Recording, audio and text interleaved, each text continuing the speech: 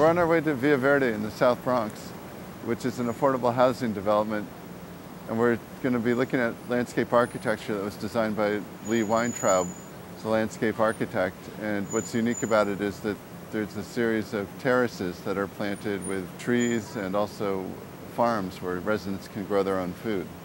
It is an award-winning building that has received enthusiastic support from federal officials and from New York City Mayor Michael Bloomberg.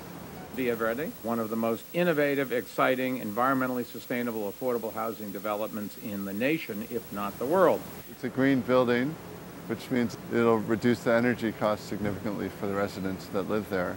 It's affordable housing. It mixes rental units with low-income condominiums. The project is representative of kind of that perfect storm of a client who wants to do not just the right thing, but the great thing. A scheme that emerged was a scheme that began to sort of have these layers of landscape, these layers of spaces.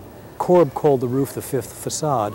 The site was very narrow and there weren't the kinds of open space opportunities that you would get on a larger site. And the logic of making the roof available to the residents sort of suggested a series of ascendant roofs where you could move from roof to roof to roof to roof.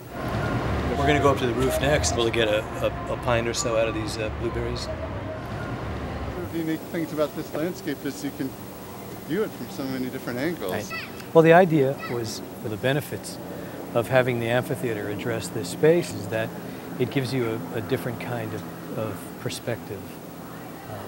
It enables you to appreciate it both on the ground, and it enables you to appreciate it from additional levels. One of the issues that we had was trying to make the levels available to both able-bodied and non-able-bodied people.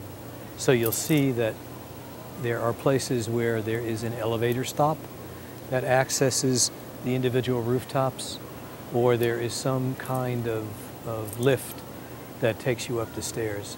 What we felt was important was that communal notion of people working together to make something.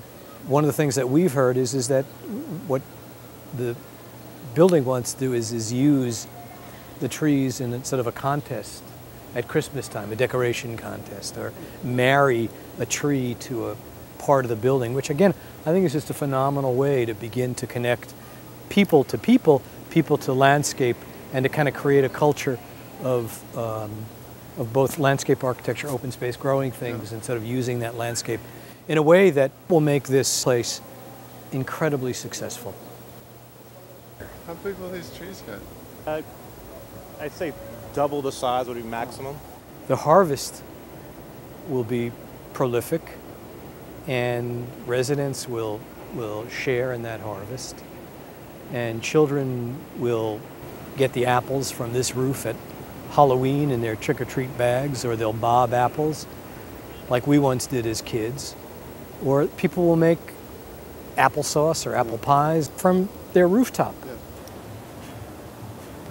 There's some unusual vegetables here too, right? They're not just your typical spinaches or New Zealand spinach.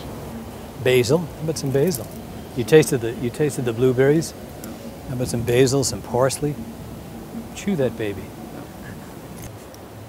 Planting on the rooftop is still experimental. We're working with Grow NYC to develop the best kind of planting palette and the most productive planting palette. We're in the Bronx, and this is a neighborhood, and this neighborhood was essentially destroyed in the 70s. There wasn't much here, and in the late 80s, early 90s, a group of people got together and devised a plan for this community. You know, the hope is that somebody on the 5th floor has their own special pesto recipe that they share with somebody on the 17th floor. What are the opportunities for replicating a development like Via Verde in this neighborhood? Well, I think that there are lots of opportunities. I think the things have to be right for Via Verde to happen. Again, I mean, there has to be a site that kind of suggests that kind of crucible of pressure that yields something extraordinary. And I think we had that crucible here.